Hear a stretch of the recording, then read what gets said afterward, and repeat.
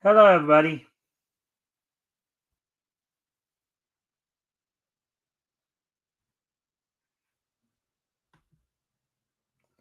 All right, welcome to the Mikestand. I do need to step away for a moment from the computer. I'll be right back. But what I will do is I'll put some music on to keep you guys entertained. I'll be right back.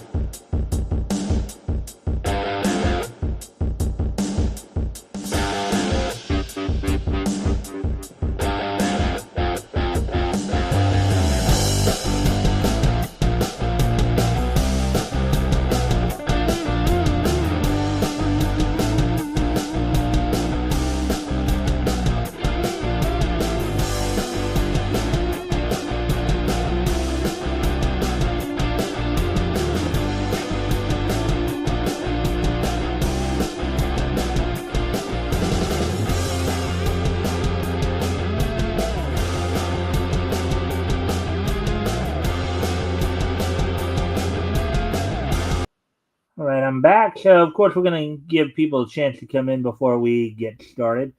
If you haven't already, you guys can help out by liking and sharing the stream. See if we can get some more friendly people to engage. That'd be appreciated. Also, if anything here grabs your attention, feel free to comment and/or ask questions, and I'll try to answer the questions to the best of my ability. So, as I said, we're going to just give it a couple minutes here to give people a chance to come in. Um, Hopefully, everybody. We have a third person here. All right. Well, I guess I'll get right to it then. So, tonight we got one article we're doing, and then we'll have, of course, the rest. The article from Bleeding Fool. Then we will, then of course we will, from there we'll do, of course, the wrestling wrap up.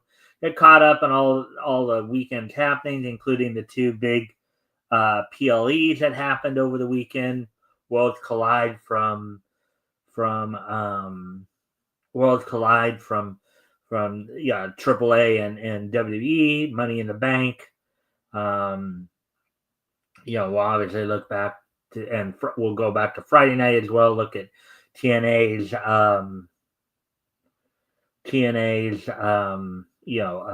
Against All Odds pay per view. Some news, of course, happening on the WWE front. I'll take a look at all that. So, and then of course we'll wrap things up with this day in each history. So, since we did get kind of started a little early here, so why don't we go ahead and get to the article then? Um, and as I said, if anything grabs your attention, feel free to comment and/or ask questions, and I will try to answer the questions to the best of my ability. So, as I said, we only have one article we're doing tonight. Um, and it's this one right here.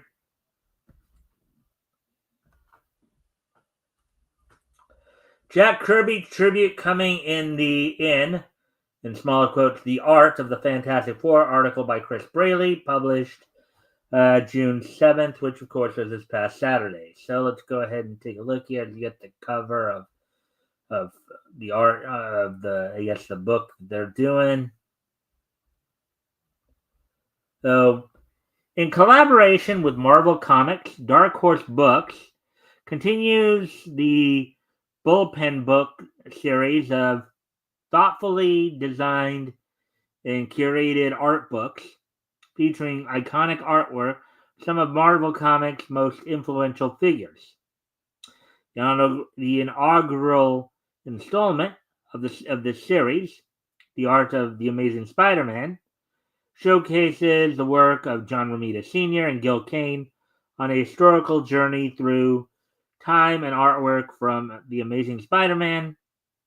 Now readers are invited to explore Jack King Kirby, King in parentheses there, Kirby's groundbreaking run on Fantastic Four with co-creator Stan Lee.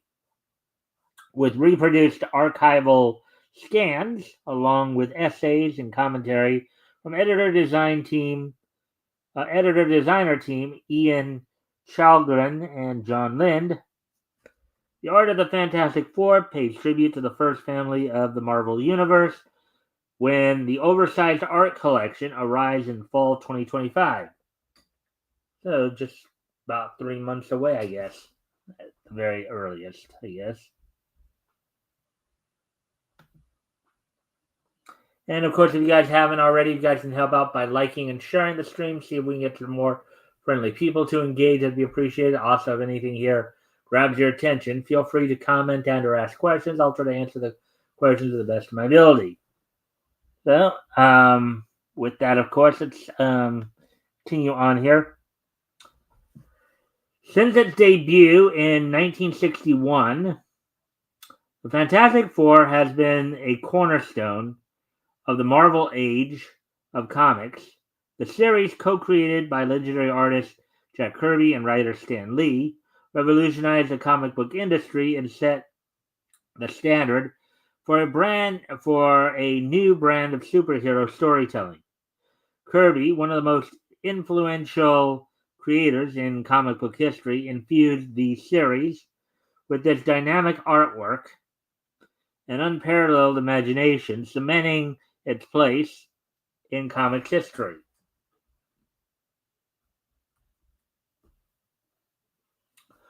Within the oversized bullpen books edition is a treasury of Kirby's artwork from his lengthy run on the Fantastic Four spanning 1961 to 1970. It includes complete stories from issues number 60, 71, 82, and 83, and the spectacular 48-page Fantastic Four Annual number 6. These selections provide a glimpse into the early days of Marvel's bullpen, showcasing Kirby's artistic genius during one of his most creative periods.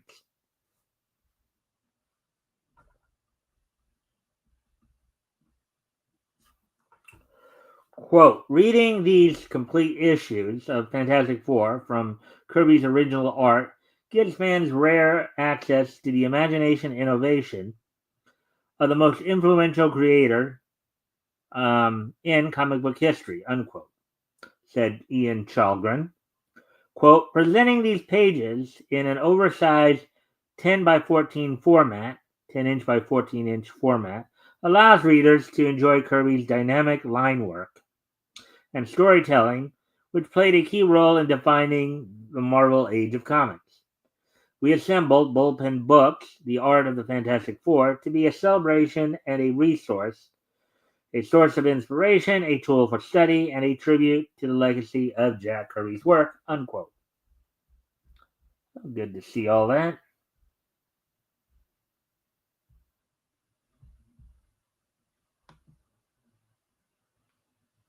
All right.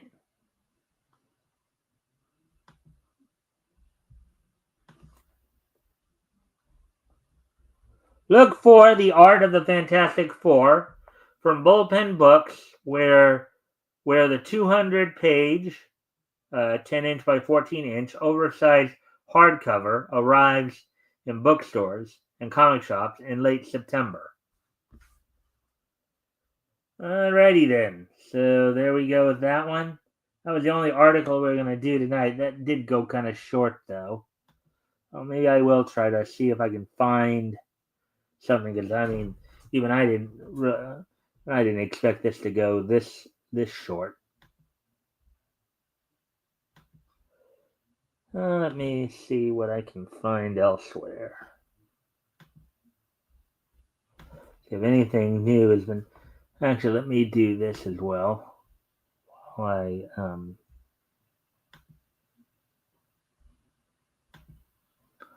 for a moment here, just see if I can find anything of it.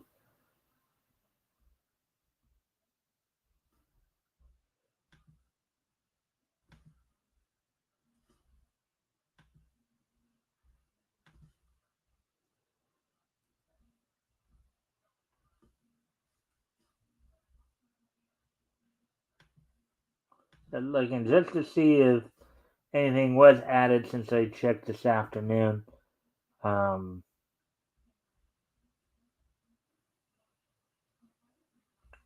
are, though, I don't really see anything.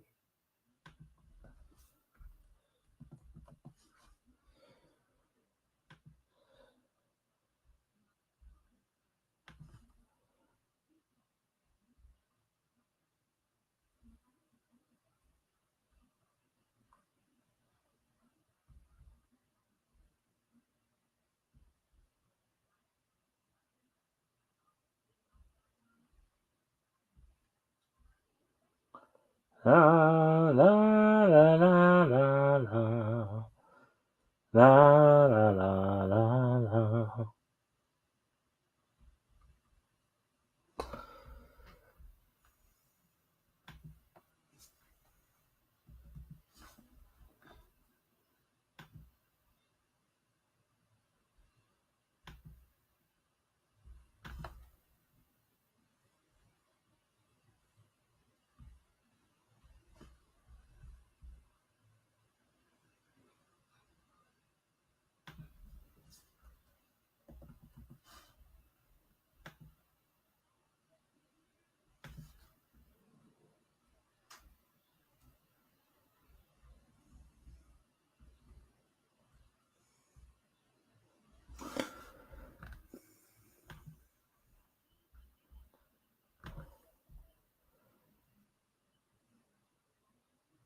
Let's see.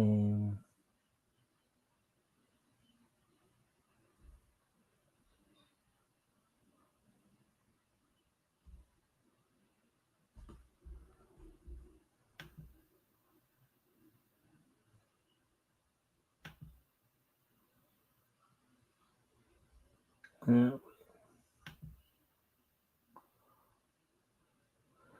right, yeah. So basically, there's not really. All right, so I guess, well, unless you guys want to bring up anything to talk about, let's see.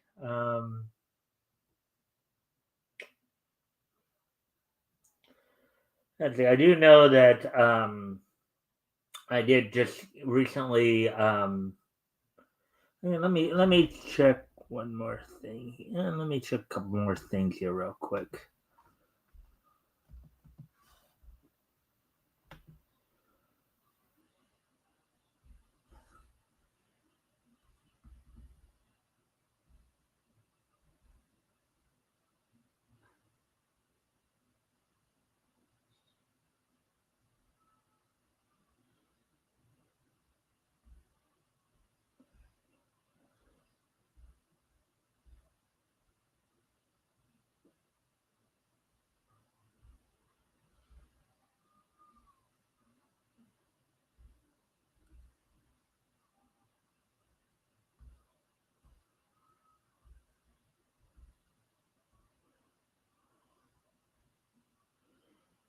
Hmm.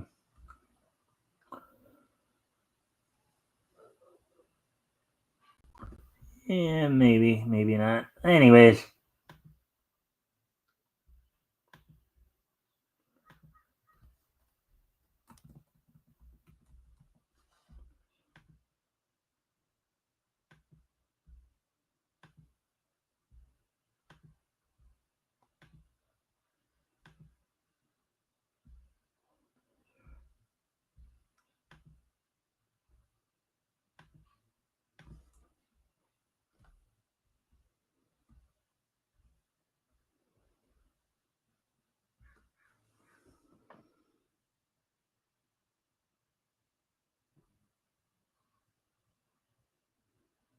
I finally got around to bringing that on, huh? I don't know. Oh well, I guess we'll get around to watching that later. But anyways, all right. So now what we're of course what we're gonna do here. I'm just gonna go ahead and move on to the wrestling wrap up. Then I think I can try to get a significant amount of time. So of course, as I said, a few things happened over the weekend. We had, of course, TNA had. We'll go back to Friday. TNA, of course, had TNA had its Against All Odds pay per view, and then of course the WWE over the week had, of course, SmackDown as well as Money in the Bank and When Worlds Collide. Some interesting things happened over the weekend there, and then so take a look at all that.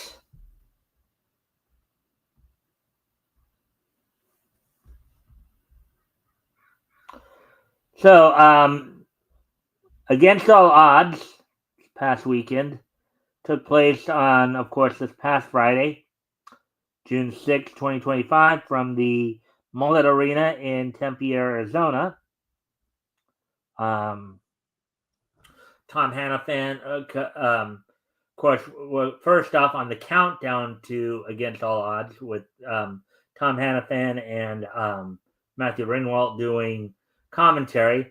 On the pre-show here, you saw the Elegance brand of Ash, Heather, and M by Elegance with the personal concierge in their corner, defeating Zaya Brookside and the two of the newer members of the Knockouts roster, Harley Hudson and Mila Grace. Only for post match to see the return of former WWE Women's Champions as well as former TNA Knockouts champions, the Iconics, Cassie Lee and Jessie McKay, making their return to TNA to make their presence known for the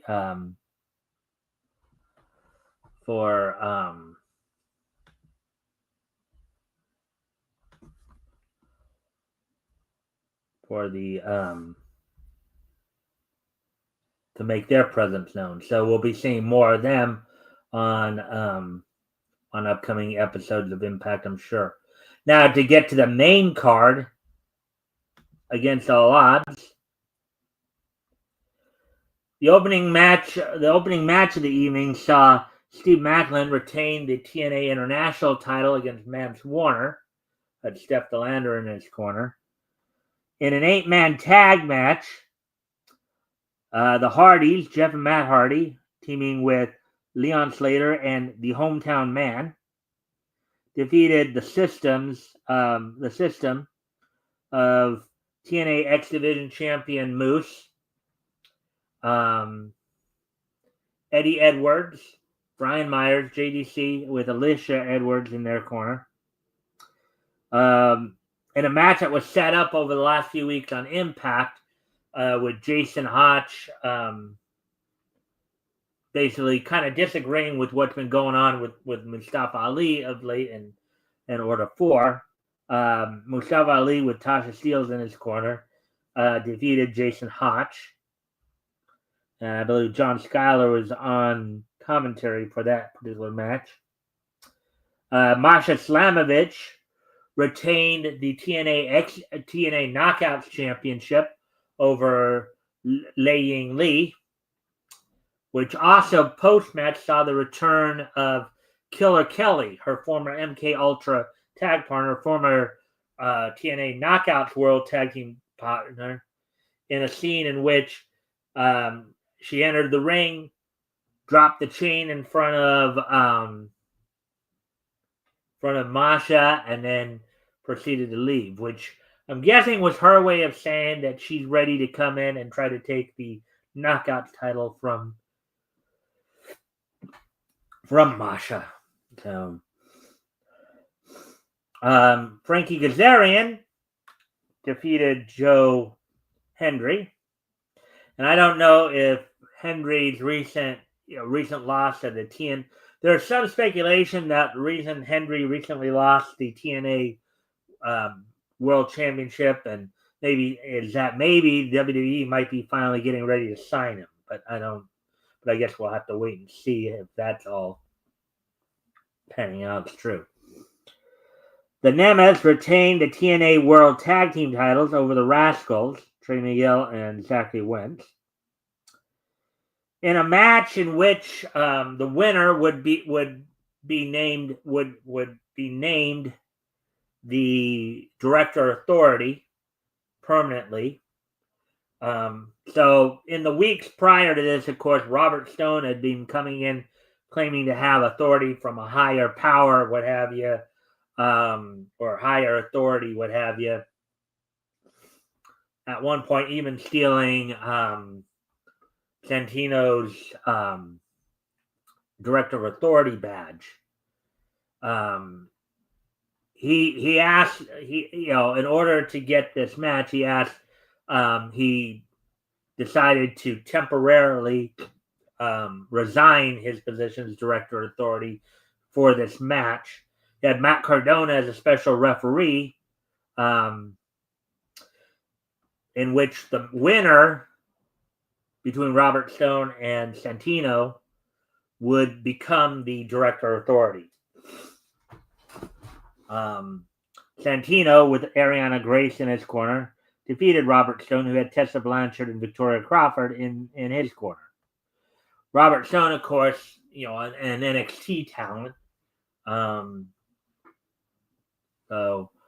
then the main event saw Trick Williams retain the TNA World Title over Elijah, continuing the storyline of the kind of the invasion angle from NXT of talent. So from the looks of it, looks like the TNA, the whole storyline is not being taken too well by people. So now with that all being done and said, of course, let's take a look back to the Go Home SmackDown before this weekend's, of course, Money in the Bank and When Worlds Collide pay-per-views. So on this past Friday night SmackDown, which of course came to everybody on USA Network from the Dignity Health Arena in Bakersfield, California, with Joe Tessitore and Wade Barrett on commentary. The opening match saw Jimmy Uso defeat JC Mateo in a singles match. And Solo's continued attempt to try to get Jimmy Uso to come back to his side of the Bloodline faction. In a non-title Bakersfield Brawl match, United States Women's Champion Zelina Vega retained over Piper Niven. That saw Alba Fire and Chelsea Green in her corner. LA Knight defeated Aleister Black via DQ in a match where you saw Seth Rollins, Braun Breaker, and Bronson Reed come in and attack Knight to try to lessen the competition for the following night's ladder match, Money in the Bank match. The combatants in the women's Money in the Bank ladder match competed in a 6-man tag as Alexa Bliss, Rhea Ripley, and Stephanie McCure defeated Julia, Naomi, and Roxanne Perez. And then the main event saw Andrade and Penta defeat American Made, Brutus and Julius Creed. Matches that all were setting up for this weekend's events coming up.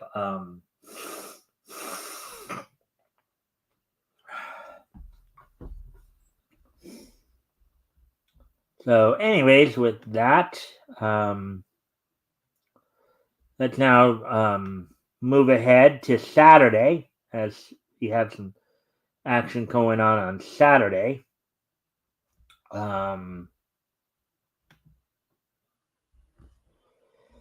As of course WWE had a couple of big events on Saturday night. One was Saturday afternoon, the other was Saturday night. So first off, earlier in the day from the Kia Forum in Inglewood, California, WWE and AAA held Worlds Collide 2025 with Corey Graves and Conan on commentary for the show that I guess was on YouTube. Opening match and the opening trios match saw Lince Dorado team with LWO's. Oh wait, I'm sorry. The opening match was a 6-man match that saw Aerostar, Mr. Iguana, and Octagon Jr. defeat Lince Dorado and the LWO members Cruz del Toro and Dragon Lee. I guess there were some things that happened in this match that set up an additional match for Money in the Bank later. We'll talk more about that. Let's see. Lola Weiss and Stephanie Vacure. Stephanie Vacure pulling basically triple duty, having wrestled on SmackDown the night before, and then basically wrestling 3 times in 24 hours, because she was also involved in the ladder match later on in the day. Lola Weiss and Stephanie Vacure defeated AAA's Chic Tormenta and Dalys. In another trios match, it saw Legado del Fantasma of Angel Berto and Santos Escobar defeat El Hijo del Dr. Ragnar Jr., Pagano, and Psycho Clown. In a fatal 4-way match for the WWE NXT North American title, Ethan Page retained over Javon Evans, AAA World Cruiserweight Champion Laredo Kid, and Ray Phoenix. And the main event saw AAA in a match for the AAA Mega title. El Hijo del Vikingo defeated Chad Gable in 22 minutes. And as I said, there was some stuff that happened at this show that would add another help add another match to Money in the Bank, and we'll get to that in just a moment here. As WWE later on Saturday night, held its Money in the Bank event. Money in the Bank event from the Intuit Dome in Inglewood, California, with Michael Cole, Wade Barrett, and Pat McAfee on commentary. The show opened up with the women's Money in the Bank match, in which Naomi was able to win, getting past Alexa Bliss, Julia, Rhea Ripley, Roxanne Perez, and Stephanie Vacure. Then in a match that was actually set up on at World Collide earlier in the day, Dominic Mysterio, with Liv Morgan in his corner, would defend and retain the WWE Intercontinental title against Octagon Jr. There's also some talk that WWE may be getting ready to sign Mr. Iguana from AAA and maybe planning on giving him a major push. Quite a character, as it were. In a match for the WWE Women's Intercontinental title, Becky Lynch defeated Lyra Valkyria to become the new champion. And as per pre-match stipulation, Lyra Valkyria was forced to raise Becky's hand. It was believed that Becky did use some underhanded tactics to get the victory. On a bit of a side note, and then Becky also forced Lyra to also put the title on her.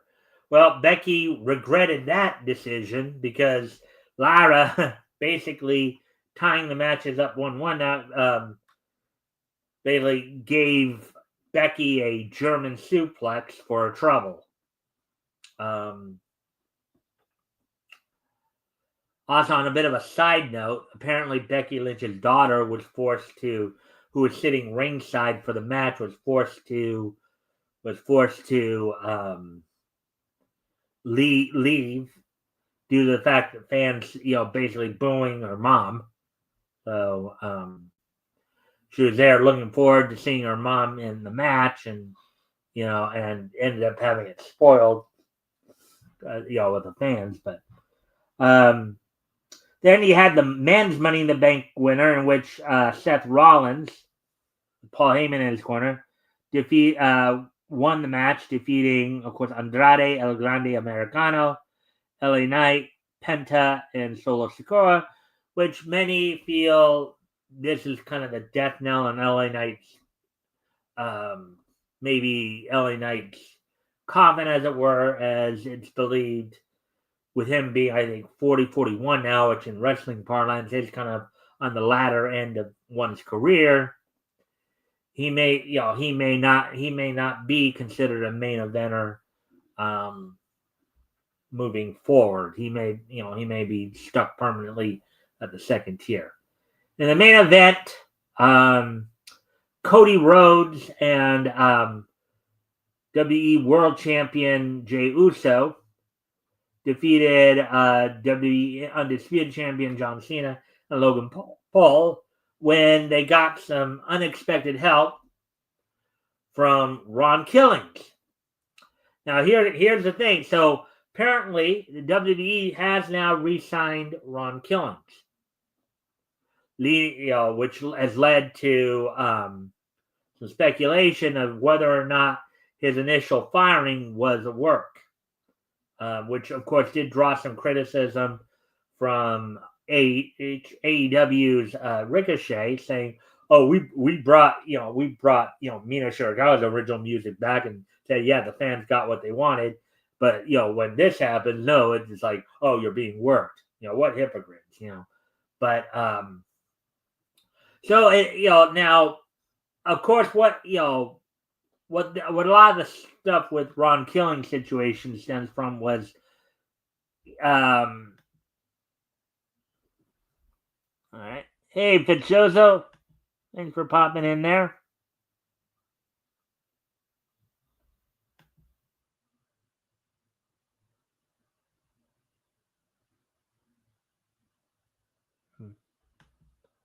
All right, so you guys want to go check that out? What it shows those thing there. There's the link. If you guys want to go check that out. Okay, and of course, a friendly reminder: if you guys haven't already, if you guys can like and share this stream.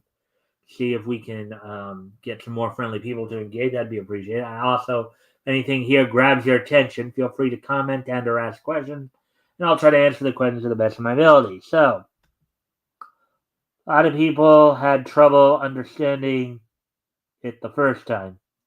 All right, so.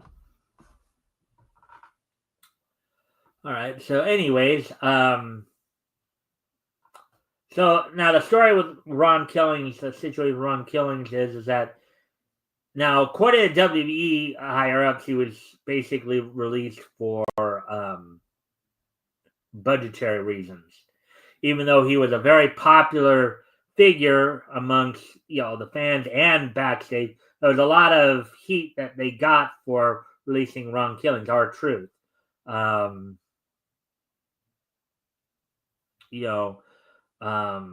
which did lead a lot of people to wonder if maybe they were being worked. Triple H tried to sell it off as being he was being worked, but since he announced a couple weeks ago that that his contract was expiring and they were going to be releasing him, there's been a bit of a backlash as fans have hijacked Raw, saying we want truth. There's also been a lot of there's been a very lot of negative morale backstage as well, as many people just couldn't understand, especially considering he was just in a program with John Cena, just a couple weeks ago on Saturday Night's Main Event, or a week ago. Yeah, a couple weeks ago with Saturday Night's Main Event. So,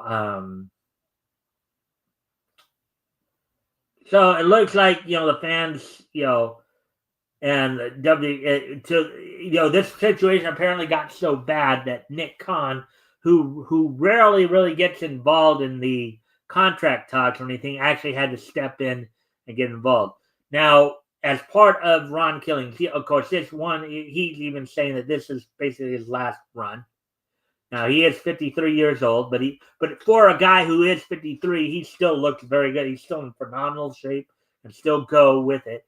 Granted, he's not going to be somebody who you're going to probably have holding the undisputed title or the world title, but he's somebody who is just all around well liked and well respected by just about everybody. Talent, the fans, you know, he's a good worker for a guy his age. So um, his son had come out and criticized Triple H, calling him out for things. But and the fans just kept hijacking. We want truth. We want truth. Well, look how they got truth back. So now moving ahead to, of course, talk about tonight. As tonight's Raw, coming off of, obviously we'll be seeing some of the fallout from Money in the Bank over the weekend. Now that, of course, Seth Rollins, of course, winning the Money in the Bank. Will he challenge Jey Uso, which some people believe is the most likely option, or will he even do a swerve and maybe challenge John Cena for the briefcase for the? I guess we'll just wait and see. Now tonight's Monday Night Raw will be coming from the PHX Arena in Phoenix, Arizona. You will see a Queen of the Ring first round fatal 4-way qualifying match, as we now get to the Queen of the Ring, as the Queen of the Ring fatal 4-way first round qualifying match. We'll see Kairi Sane take on Rhea Ripley, take on Liv Morgan, and they will take on Roxanne Perez. The non-title fatal 4-way for a King of the Ring first round qualifier.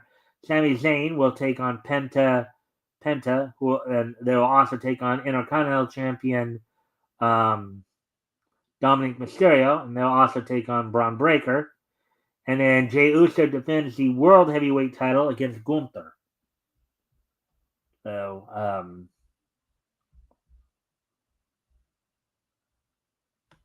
so that's all that's going down on tonight's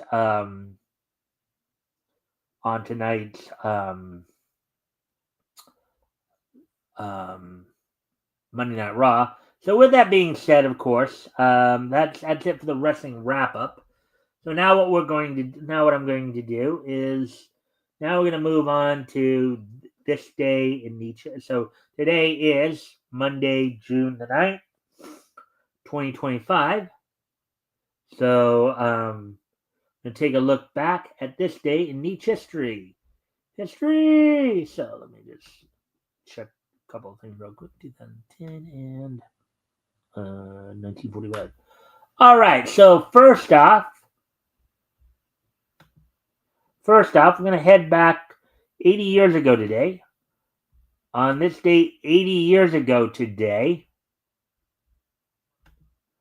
Warner Brothers' A Gruesome Twosome, directed by Bob Clampett, premiered in theaters on this date in 1945. Of course, it stars Tweety.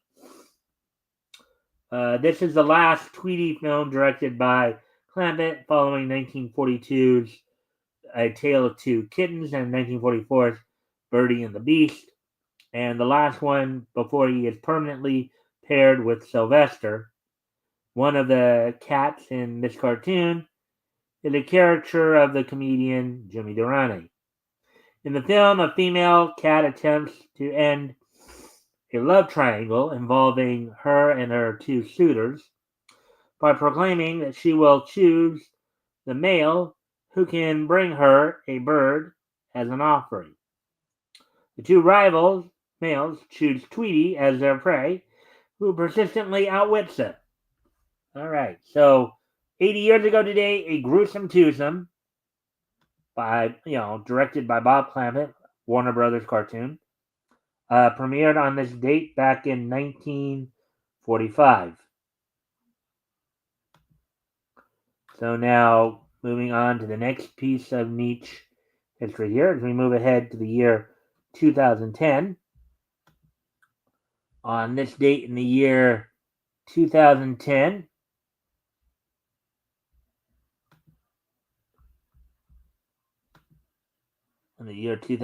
here, the 700th issue of Batman, Volume 1, issue 700 of Batman from DC Comics went on sale on newsstands on this date in 2010. It sold for $4.99. It was 56 pages. The story was Time in the Batman. Was written by Grant Morrison with art by Tony Salvador Daniel, Frank Outley, Scott Collins, Andy Kubert, penciled by David Finch, inked by Richard Friend. Jared K. Fletcher did the lettering, and the coloring was done by Ian Hannon, Alex Sinclair, Tony Avina, Brad Anderson, and Peter Schlegenwald.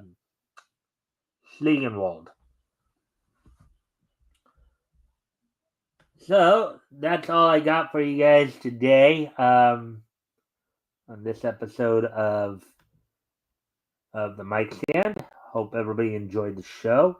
Don't forget to go check out Shozo's episode there if you guys want. Of course, we'll be back here with more Niche News tomorrow.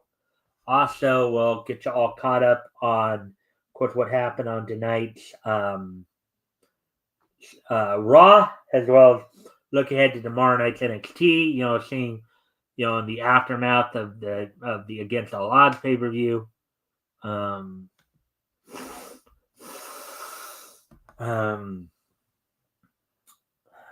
Give me a moment here. I need to go off camera here for a quick second. I'll be right back.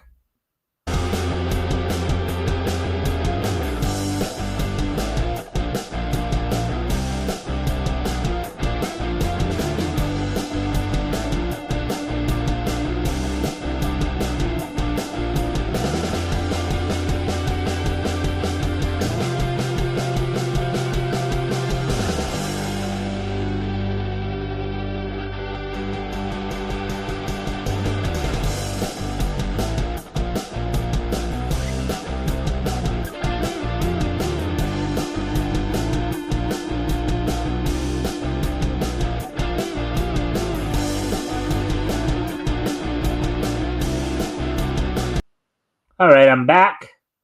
So, anyways, again, as I said, we'll be back here tomorrow night with more Niche News. Don't forget, this Sunday I'll be joined by